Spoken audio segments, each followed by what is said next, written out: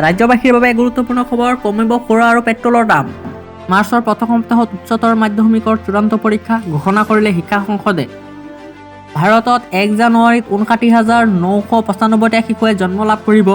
চীনত 35,615টা শিশুৱে জন্ম লাভ কৰিব। নাইজেৰিয়াত 21,439টা শিশু, পাকিস্তানত 14,161টা শিশু, আমেৰিকা যুক্তৰাষ্ট্ৰত 10,312টা শিশু, ইজিপ্তত 9,455টা শিশুৱে জন্ম লাভ কৰিব আৰু বাংলাদেশত 9,236টা শিশুৱে জন্মগ্ৰহণ কৰিব। লকডাউন উলংঘা কৰি পদত্যাগ কৰিব লগা হ'ল কানাডাৰ বিত্তমন্ত্ৰীৰ।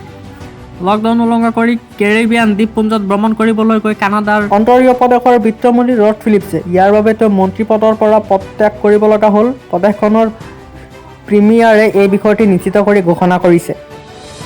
বছৰৰ প্ৰথম দিনটো জনসাধাৰণৰ বাবে বেয়া খবৰ। ইণ্ডিয়ান অইল কৰ্পোৰেচন 1 জানুৱাৰীৰ পৰা কাৰ্যকৰী হোৱাকৈ প্ৰতিটো বাণিজ্যিক গেছৰ চিলিণ্ডাৰৰ মূল্য 17 টকাকৈ বৃদ্ধি কৰিছে। মুকেশ আম্বানী আৰু জেক মাক চেৰ পেলাই এছিয়াৰ আটাইতকৈ ধনী ব্যক্তিৰ স্থানত এইবাৰ চীনৰ ঝং ছিয়ানছিয়ান।